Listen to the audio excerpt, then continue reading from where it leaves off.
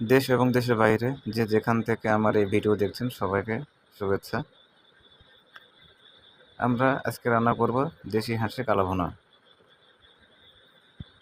সর্বপ্রথম আমরা এখানে কড়াইতে পরিমাণ মতো পেঁয়াজ দিয়ে দিচ্ছি। দুটো হাঁস আমরা আজকে রান্না করব, তো আপনারাও চাইলে করতে পারেন বাসায় বা বাইরে। তো আমাদের পেঁয়াজ সম্পূর্ণ দেওয়াটা শেষ। এরপর আমরা এটা সুন্দরভাবে নেড়ে চেড়ে নিব। আর বিষয় হলো আমরা আজকে রান্না করতেছি বাসা থেকে একটু দূরে, এবং আজকে রান্নার পেছনে আমার এক ছোটো ভাই, তার ছোটো ভাই, তার উপলক্ষে আজকে রান্না। সে সম্পূর্ণ সব কিছুর দায়িত্ব নিয়ে সুন্দরভাবে রান্না করতেছে বা পরিবেশন করতেছে আমাদেরকে। আমাদের রান্না শেষ হয়ে গেছে পেঁয়াজ।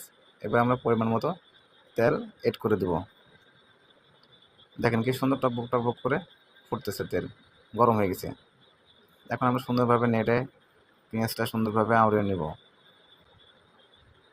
যখন কালারটা পরিবর্তন হয়ে যাবে পেঁয়াজের, তখন আমরা এখানে মশলা অ্যাড করব। এখন আমাদের কালারটা এখন আগের মতোই আছে, পরিবর্তন এখনও হয়নি। সেজন্য 2-5 মিনিট লাগবে হয়তো, আমরা অপেক্ষা করি। আর রান্নাটা আমাদের বাসা থেকে একটু দূরে।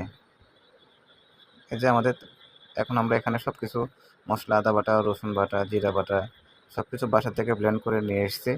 আমাদের রান্নাটা হচ্ছে বাসা থেকে একটু দূরে, তো সেই জন্য আমরা বাসা থেকে নিয়ে চলে এসেছি সব কিছু তৈরি করে। তো এখানে আমরা সব কিছু অ্যাড দিয়ে দিছি। এখন আমরা সেটা নেড়ে চেড়ে নিয়ে সুন্দরভাবে, যাতে আরেকটু কালার পরিবর্তন হয় সেজন্য আরেকটু আমরা এখানে হলুদ গুঁড়া দিয়ে দেবো, যাতে সুন্দর একটা কালার আসে।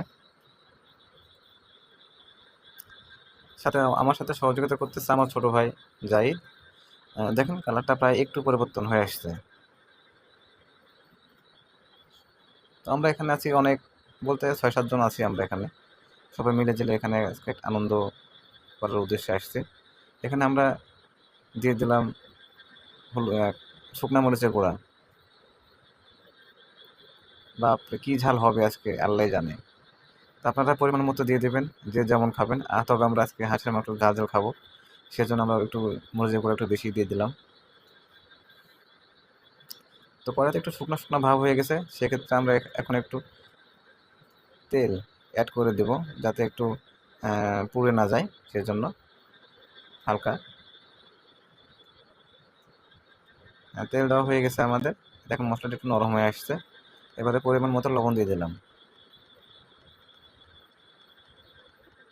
দেখতেই পাচ্ছেন আপনারা, এই যে আমাদের হাতে আছে মশলা। আমরা বাসা থেকে এটা ব্লেন্ড করতে পারিনি, সেক্ষেত্রে আমরা বাজার থেকে ডাইরেক্ট একবারে সরাসরি নিয়ে এসেছি, এসে সম্পূর্ণটাই দিয়ে দিলাম, বা পরিমাণ মতো আপনারা দিয়ে দিবেন। আর আমাদের রান্না তো বুঝতেই পারতেছেন, আমরা বাসায় কোনো রান্না করিনি, গ্যাসের চুলাও না বা মাটির চুলাও না, আমরা এখানে ইট দিয়ে তৈরি করে চুলা আমরা রান্না করতেছি আজকে, সবাই একসাথে আনন্দ করব বলে। দেখেন অনেকখানি কালার কিন্তু পরিবর্তন হয়ে গেছে, এবং মজাদার একটা টেস্ট হবে মনে হচ্ছে।